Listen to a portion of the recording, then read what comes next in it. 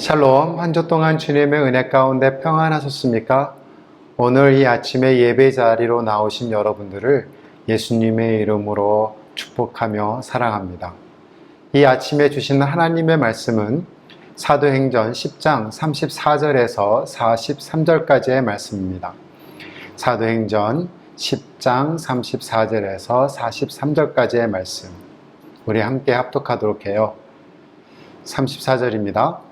베드로가 입을 열어 말하되 내가 참으로 하나님은 사람의 외모를 보지 아니하시고 각 나라 중 하나님을 경외하며 의를 행하는 사람은 다 받으신 줄 깨달았도다.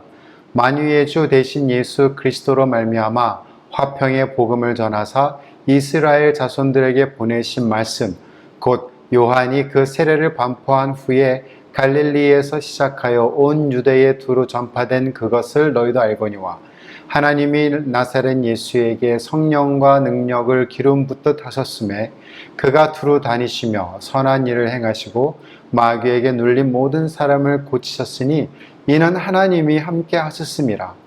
우리는 유대인의 땅과 예루살렘에서 그가 행하신 모든 일의 증인이라. 그들이 나무에 달아 죽였으나 하나님이 사흘 만에 다시 살리사 나타나시되 모든 백성에게 허락한 것이 아니요 오직 미리 택하신 증인 곧 죽은 자 가운데서 부활하신 후 그를 모시고 음식을 먹은 우리에게 하신 것이라.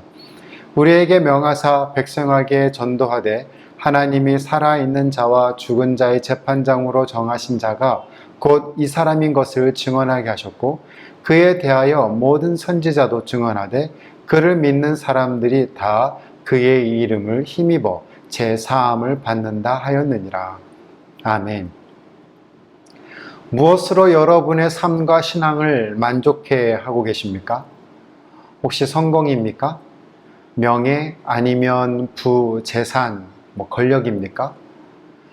한 유명 보컬 남성 그룹이 있습니다. 이들은 무명 시절 매스컴에 잘 알려지지 않을 때 어느 케이블 채널에 나와 칼, 군무라는 칭찬을 받고 스테이지에 올라와 그들을 소개했던 장면을 기억하고 있습니다. 지금은 전 세계가 그들의 노래, 그들의 행동, 심지어 사투리까지 사랑하고 있죠. 그들의 영향력이란 말로 다 표현할 수 없을 정도입니다. 그들을 마케팅한 상품들이 나오고 해외 기업조차 그들을 광고 모델로 올리고 있죠. 무명 시절, 배고픔, 단칸방, 옥탑방, 반지하에 살면서 이들이 전 세계를 사로잡는 보컬 그룹이 될 것이라고 생각했을까요? 그들의 어려웠던 시절을 지내오면서 지금 그들이 젊은이들의 부러움의 대상이 되었습니다. 그렇다고 해서 그들이 만족스러운 삶을 살고 있다고 말할 수 있을까요? 성공했으니까, 부와 재산이 있으니까, 명예와 인기가 좋아졌으니까. 하지만 이건 기억하셔야 합니다. 언젠가는 공허함이라는 바람이 그들의 마음과 생각에 불게 될 것입니다. 그 다음엔 뭐지? 그래서 내가 뭐하고 있지? 우리가 1등이 아니래. 아마 여러분들도 이와 비슷한 경험들을 한두 가지 가지고 계실 겁니다. 물론 규모의 차이는 있겠지만요. 다시 한번 여러분에게 질문을 드리고 싶습니다. 무엇으로 여러분의 삶을 만족해 하고 계십니까? 본서 10장은 고넬료라는 사람을 소개하는 것으로 시작하고 있습니다. 10장 1절에 그는 가이사랴의 고넬료였습니다. 당시 고넬료라는 이름이 흔했기 때문이죠. BC 83년에 노예 해방 운동을 했던 고넬료, 신란의 이름을 본따 장명한 사람들이 많았기 때문입니다. 그래서 고넬료라는 사람을 정확하게 소개하기 위해서 총독의 관저가 있는 가이사랴에 있는 사람, 고넬료라고 기록한 것이죠. 그리고 그는 이탈리아인으로 구성된 부대, 이달리안의 로마 군대의 한 장교였어요. 300명에서 한 600명 정도의 군인으로 구성된 대대병력의 백부장으로 약 100명의 지휘권을 가지고 총독을 보호하는 지휘관이었습니다. 또한 그와 그의 가족은 경건한 자이며 하나님을 경외했다라고 기록되어 있어요. He and all his family were devout and God-fearing. devout라는 단어는 독실하다, 경건하다 또는 신앙심에서 우러나다라는 의미입니다. The God-fearing, 하나님을 경외했다는 거죠. 유대교의 가르침과 정신을 존중하면서 한 분 하나님을 믿었던 것입니다. 이 말은 유대 공동체의 일원은 아니지만 회당 예배에 정기적으로 참석하는 이방 유대교인이었다는 것을 우리가 짐작할 수 있어요. 그래서 그 증거로 가난한 유대인들을 많이 구제하고 항상 하나님께 기도하는 사람이었습니다. 본문은 아니지만 그 앞절에 보면 유대인들의 간습에 따라 오후 3시경에 기도할 때에 라는 본문이 나오죠. 그때에 환상을 보게 된 겁니다. 그 환상에서 천사가 요바에 있는 베드로를 데리고 오라 라고 말을 전하고 떠납니다. 그리고 즉각적으로 본문 33절 immediately 즉각적으로 두 종과 경건한 군사 한 명을 불러 모든 일을 설명하고 요바로 보내게 되죠. 여기까지가 사도행전 10장 1절로 8절까지의 고넬료가 소개되면서 베드로를 부르게 되는 이유에 대해 설명하고 있습니다. 그리고 9절부터 23절까지는 베드로의 환상과 고넬료가 보낸 종들이 베드로에 찾아가서 그를 고넬료의 집으로 초대하는 장면이 나옵니다. 정오에 베드로가 지붕에 올라가서 기도할 때 환상을 경험하게 돼요. 그 환상 속에서 하늘에서 내려온 보자기 안에 온갖 네발 짐승과 땅에 기어다니는 것과 공중의 새들이 있는데 그것을 잡아먹으라는 음성을 듣게 됩니다. 베드로는 주님, 그럴 수 없습니다. 저는 속되고 깨끗지 않은 것을 한 번도 먹어본 적이 없습니다.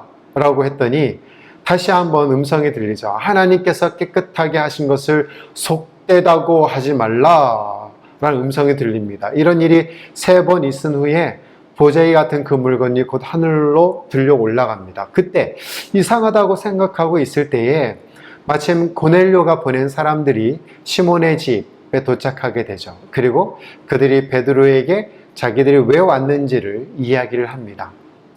자, 여기까지가 본문을 이해하기 위한 서론적인 배경이에요.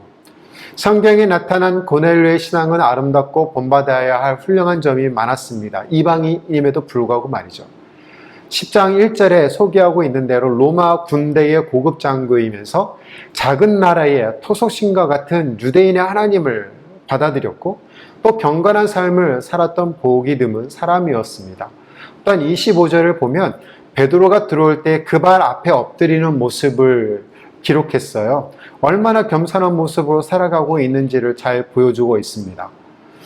본문을 잘 이해하셨다면 본문의 요점을 발견할 수 있습니다. 그게 뭘까요? 신앙적으로 경건하고 하나님을 경외하며 구제와 기도에 힘쓴 사람, 사회적으로 지위가 있고 권위가 있는 사람, 인간적으로 겸손한 사람, 그가 고넬료였지 않습니까? 그런데 하나님께서 사도 베드로를 보내어 예수님을 알게 하고 예수님을 믿게 했다는 것이 오늘 본문의 요점이에요.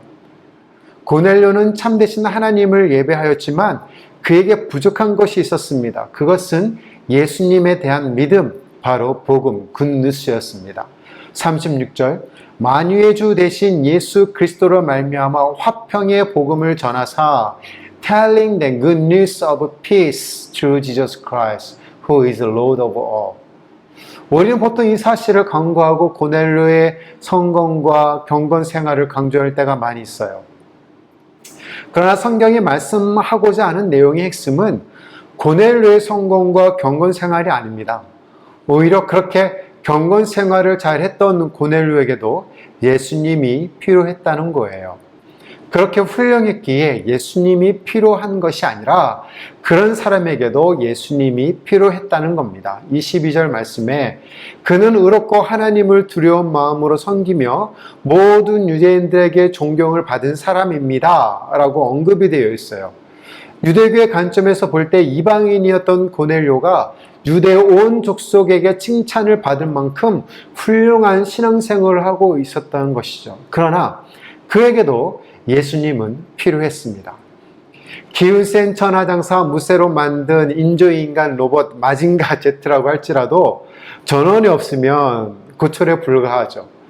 기름이 다 떨어진 멋지고 나이스한 스마트한 자동차가 사막 한가운데 있는 것도 쓸모없는 것에 불과해요.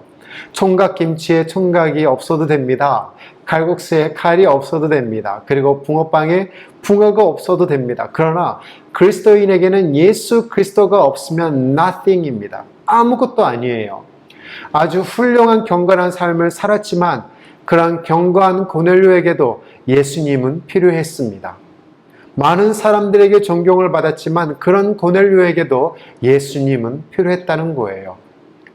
이런 의미를 담고 있는 고넬료의 사건은 우리들에게 아주 중요한 사실들을 몇 가지 말씀하고 있습니다. 첫 번째는 제일 먼저 이 고넬료의 사건은 예수 믿는 것이 가장 큰 축복임을 말씀하고 있습니다. 가장 큰 축복이에요. 사도행전 10장에서 고넬료는 당시 어떤 사람보다도 고상한 신앙 인격과 모범적인 가정을 보여주고 있습니다. 고넬료와 같은 남편을 만난다면 얼마나 행복할까요? 많은 여자들이 사모할 수 있는 남편감입니다. 고넬료와 같은 아버지를 만난다는 것은 정말 축복 중에 축복일 것입니다. 고넬료와 같은 직장 상사를 만난다는 것은 정말 보기 드문 행운이라고 할 수 있죠. 고넬료는 신앙과 가정과 직장과 인격면에서 본받을 것이 너무나 많은 훌륭한 사람인 것은 분명합니다. 그러나 그런 그에게 복음이 전파되었다는 것은 그럼에도 불구하고 그가 예수님을 믿어야 할 죄인임을 보여주고 있습니다. 죄인에게 있어서 가장 중요한 것은 그 죄를 씻겨지는 것이에요. 죄인은 죄를 씻음받아야 행복할 수 있지, 죄는 씻지 않고 다른 일을 한다고 해서 행복한 것이 아닙니다. 죄인은 죄를 씻어야 행복할 수 있고 편안해 할 수 있는 것이지, 죄를 그대로 둔 채 다른 것을 열심히 한다고 해서 행복할 수 있는 것이 아니라는 말씀입니다. 죄가 감추어지거나 죄의 대가가 없어지는 것이 아닙니다. 오히려 죄를 감추기 위해 또 다른 죄를 범하게 되죠. 그리고 죄는 지은 사람은 불안하게 됩니다. 여러분, 우리 모두는 죄인입니다. 저와 여러분은 다 죄인입니다. 그렇기 때문에 모든 인간은 예수님을 통하여 그 죄를 씻음 받아야 구원받을 수 있고 인간의 도리를 다하며 행복한 삶을 살아갈 수 있는 것입니다. 그 죄를 그냥 두고 다른 일을 잘한다고 해서 그 삶은 절대 행복할 수 없고 절대 평안할 수 없습니다. 예수님은 우리의 죄를 사해 주시기 위해 십자가에 돌아가셨습니다. 그 예수님의 이름을 믿을 때 우리는 죄 사함을 받을 수 있습니다. 43절, 그에 대하여 모든 선지자도 증언하되 그를 믿는 사람들이 다 그의 이름을 힘입어 죄 사함을 받는다 하였느니라. 아멘. 예수님에게 나의 죄를 고백하고 예수님의 보혈의 공로로 죄를 씻음받은 여러분이 될 수 있기를 바랍니다. 세상적인 것이 아무리 화려하고 풍성하고 있어도 예수님이 없으면 그것은 아무것도 아닙니다. 절대 축복이 아니에요. 세상적인 것이 좀 부족할지라도 예수님을 믿고 죄 사함 받은 것이 가장 큰 축복인 줄 믿습니다. 여러분이 예수님을 믿고 죄를 씻음받고 죄에서 자유함을 얻는 것이 얼마나 귀한 축복인가를 생각하며 하나님께 영광 돌리는 삶이 될 수 있기를 바랍니다. 두 번째로 고넬료의 사건은 예수님을 믿고 구원받기 위해서는 어떤 조건도 필요하지 않다는 사실을 여러분에게 보여주고 있습니다. 34절 말씀, 베드로가 입을 열어 말하되 내가 참으로 하나님은 사람의 외모를 보지 아니하시고 라고 하셨어요. 사람의 외모를 보지 아니하시고, 이 말씀 그대로 하나님은 사람의 외적인 조건에 따라 판단하지 않으십니다. 하나님은 그 어느 누구도 편견하지 않으신다는 말씀이에요. 36절에 언급된 만유의 주 되신 예수 그리스도, Jesus Christ who is Lord of all 에서 만유, Lord of all은 헬라어로 중성과 남성 모두에게 해당되는 그 단어를 사용했습니다. 그러니까 세계 만물 또는 모든 사람을 뜻한다고 생각하시면 돼요. 현대인 성경에서는 예수님이 바로 모든 사람의 주인이십니다 라고 번역해 나왔어요. 본문에서 Lord of both Jew and Gentile 라는 의미에서 예수 그리스도는 유대인과 이방인의 주님이시라는 것입니다. 여기 어떤 조건이 자격이 기록되어 있나요? 없습니다. 당시에 유대 기독교인들은 예수님의 복음을 전할 때 유대인들에게만 전했어요. 복음을 증거하라는 말씀이 온 사마리아와 땅끝까지라고 했음에도 불구하고 유대인들에게만 해당된다고 생각을 했기 때문입니다. 그런데 하나님은 베드로의 이 편견을 깨트리시기 위해 환상을 보여주셨고 이방인인 고넬료의 집에 들어가 복음을 전하도록 했던 것이에요. 34절에 이렇게 고백합니다. 각 나라 중 하나님을 경외하며 의를 행하는 사람은 다 받으신 줄을 깨달았도다. I now realize how. 어느 민족이든지 하나님을 두려운 마음으로 섬기고 옳은 일을 하는 사람은 누구나 다 받아주신다는 것을 내가 분명히 깨달았습니다. I realize that. 유대인만 구원을 받고 이방인은 구원 못 받는 것이 아닙니다. 고넬료와 같이 구제도 많이 하고 기도도 많이 해야 구원받는 것이 아닙니다. 하나님의 구원의 대상은 어떤 조건이나 자격이 따로 필요 없습니다. 이 말씀이 저와 여러분에게 얼마나 큰 위로와 격려가 되십니까? 사도 베드로가 깨달은 대로 하나님의 구원의 선물을 기쁨으로 받고 주님을 나의 주님으로 영접하기만 하면 누구든지 구원을 받을 수 있다는 말씀입니다. 고넬료의 사건은 우리의 삶이 언제나 주님 중심의 삶이 되어야 한다는 것을 보여주고 있는 사건입니다. 어느 아이가 예쁜 조개 껍질로 목걸이를 만들었어요. 형형색색의 조개 껍질이 잘 어울려져서 색깔도 곱고 모양도 무척 아름다웠습니다. 그리고 손가락으로 튕기면 맑고 고운 소리가 났어요. 그런데 어떻게 하다가 조개 껍질을 하나하나 엮은 줄이 끊어지고 말았습니다. 그 순간 아름다운 목걸이 장식품은 순식간 흩어지고 남은 것은 끊어진 실과 조개 껍질의 초라한 파편들 뿐이었습니다. 인생도 이와 마찬가지라고 생각해요. 여러분의 삶의 업적과 관계와 수고와 노력이 어떤 것에 꿰어지고 묶여져 있느냐에 따라 여러분의 인생이 아름다운 목걸이가 될 수도 있고 어지러진 파편과 같이 될 수도 있습니다. 조각난 파편과 같이 쓰레기통에 버려질 인생을 될 수도 있고 존귀한 가치를 지닌 보배로운 인생이 될 수도 있습니다. 그러면 삶의 파편들을 묶어내어 아름다운 인생으로 만들어가는 끈이 무엇일까요? 어떤 사람들은 그것이 돈이라고 생각을 합니다. 이런 사람들은 모든 것을 돈으로 연관시키고 돈을 버는 것을 최후의 목적으로 생각을 합니다. 돈을 벌기 위해 공부하고 돈을 벌기 위해 사업도 하고 돈만 있으면 모든 것이 잘 되고 행복할 것이라고 생각하며 돈을 최고의 가치로 두는 사람들입니다. 그래서 그들은 대부분 돈이 있으면 행복하다고 생각을 합니다. 반대로 돈이 없으면 인생이 불행하다고 느끼는 거죠. 부자는 잘 살고 가난한 자는 못 산다고 생각을 합니다. 그래도 마찬가지로 돈만 있으면 뭐든지 다 할 수 있다고들 생각을 해요. 복지도 선교도 전도도 하다못해 부흥도 돈만 있으면 된다고 생각합니다. 안타까운 사실은 그곳에 예수님이 계시지 않는다는 것이죠. 어떤 사람들은 명예라고 생각을 합니다. 돈을 버는 것도 사업을 해서 성공하는 것도 모두 자신의 명예를 높이기 위한 방법으로 생각을 합니다. 이런 사람들은 돈을 아낌없이 잘 쓰죠. 돈이 중요한 것이 아니라 명예가 중요하고 돈으로 그 명예를 구하는 것입니다. 그런데 여러분, 이런 것들은 절대로 우리 인생을 질서 있고 행복하게 그리고 보람 있게 꿰맬 수 있는 끈이 될 수가 없습니다. 돈을 끈으로 삼아 우리의 인생을 꿰매면 언젠가 그 끈이 끊어지면서 인생의 파탄을 맛볼 수밖에 없을 것입니다. 명예나 권력이나 건강을 끈으로 삼는 인생도 마찬가지죠. 아름답고 고가의 다이아몬드를 목에 메었다고 하여도 그 체인이 끊어지면 그 펜던트는 사용할 수가 없습니다. 이 땅에 있는 모든 것들, 유형적이든 무형적이든 다 썩어져 없어지는 것들이에요. 그렇다면 여러분의 끈이 언제까지 계속 되겠습니까? 얼마 있지 않아 그 끈은 다 끊어지고 말 것이고 우리의 인생의 허무와 비애를 맛볼 수밖에 없을 것입니다. 그렇다면 성경이 말씀하고 있는 진정한 인생의 끈은 무엇일까요?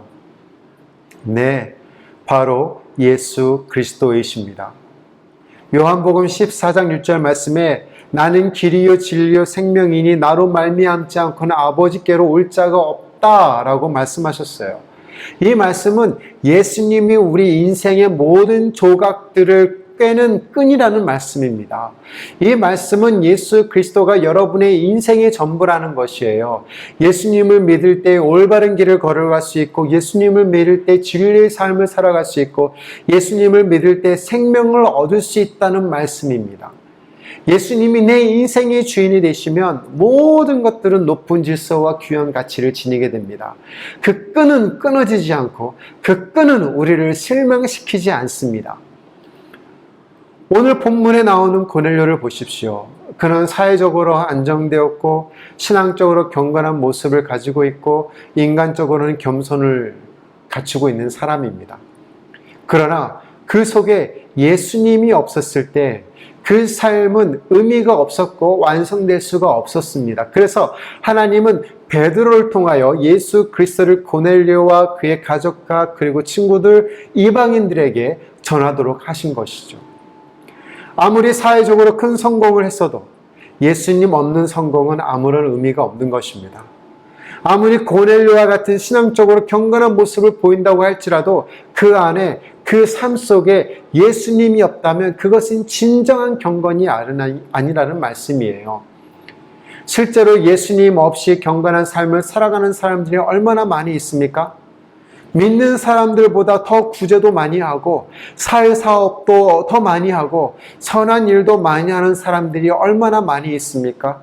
그러나 예수님 없는 경건은 참 경건이 될 수 없고 하나님이 인정하시는 경건이 될 수 없습니다. 그러기에 여러분의 경건이나 구제나 사업이 주님 안에서 깨어져야 하고 주님 안에서 엮어져야 합니다.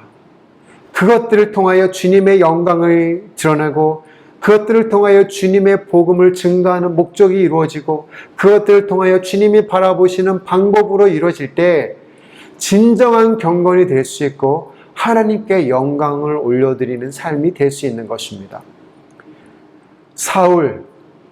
사도 바울이 예수 믿기 전에 이 사울을 한번 생각해 보십시오. 자신만큼 똑똑하고 자신만큼 열심히 살고 있고 자신만큼 명예로운 자가 없다고 생각을 했습니다. 그는 정말 그런 자부심을 가질 만한 사람이었습니다. 날 때부터 로마 시민권을 가진 자였습니다. 가말리엘 문화생으로 들어가서 공부할 만큼 수제자였고 또 종교적으로 열심히 있는 사람이었습니다. 지성인이었습니다. 존경을 받을 만한 명예로운 사람이었습니다. 그런데 그가 예수님을 만나고 나서 자신을 해방자요, 핍박자요, 포행자라고 고백을 합니다. 디모데전서 1장 13절 현대인 성경에는 이렇게 기록했어요.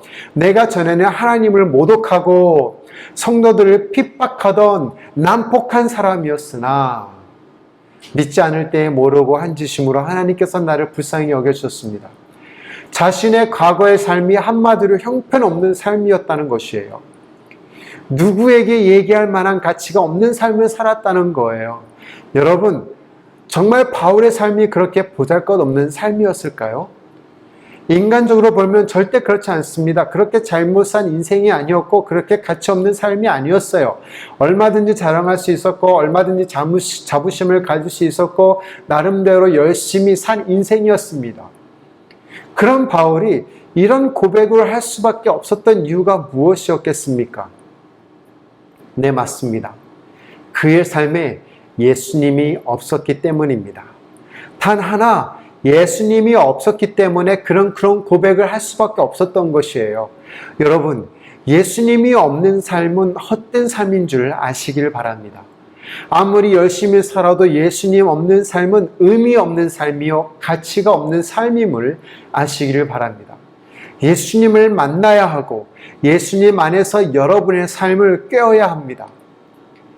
사도 바울이 다메섹 도상에서 예수님을 만나자 그의 인생은 새롭게 변화하기 시작됐어요.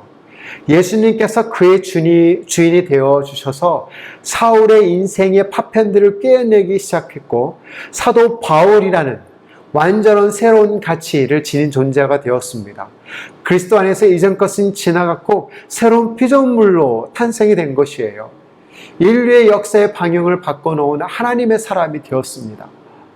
사도 바울은 그렇게 변화된 자신의 삶을 가리켜 갈라디아서 2장 20절 이렇게 고백하죠. 내가 그리스도와 함께 십자가에 못 박혔나니 이제 내가 사는 것이 아니요 내 속에 그리스도께서 사신 것이라. 뭐라고요? 내가 사는 것이 아니라 내 속에 그리스도께서 사신 것이라. 아멘. 내 안에 그리스도가 사셨기 때문에 라고 선포하고 있는 거예요. 또 자기 인생의 새로운 가치를 질그릇의 보배를 가진 것이라고 간증을 했습니다. 고린도 후서 4장 7절 개역 한글 말씀에 우리가 이 보배를 질그릇에 가졌으니 이는 능력이 심히 큰 것이 하나님께 있고 우리에게 있지 아니함을 알게 하려 함이라. 그렇습니다. 예수님께서 여러분은 삶의 중심에 계셔서 생명의 끈이 되어주실 때 여러분의 인생이 비로소 새로워집니다. 새로운 가치관의 지배를 받는 귀한 생명의 존재가 되고 의미 있는 존재가 됩니다. 여러분들의 삶은 주님 안에서 잘 깨어지고 주님 안에서 잘 정돈되고 있습니까? 아니면 물질의 끈에 여러분의 삶이 깨어지고 있지는 않습니까? 명예와 권력의 끈에 여러분의 삶이 매어 있지 않습니까? 성공이라는 끈으로 여러분의 삶에 깨어지고 있지는 않습니까? 코로나 상황, 팬데믹 속에서 2021년을 꿈과 비전과 소망으로 희망차게 출발하셨을 것입니다. 벌써 한 해의 반이 지나가고 있어요. 이런 세월의 흐름 속에 여러분의 삶의 꿈과 비전이 어디에 묶여 있습니까? 예수님입니까? 세상입니까? 아니면 나라는 존재입니까? 여러분의 인생을 주님께 초점을 맞추는 삶이 될 수 있기를 바랍니다. 여러분의 신앙 고백에 제가 원하는 모든 것은 주님 오직 한 분뿐이십니다. All I need is in you. Jesus enough for me. 예수님이면 저에게 충분합니다. 제가 필요한 모든 것은 주님 안에 있습니다. 라는 고백이 있으시기를 예수님의 이름으로 축원드립니다.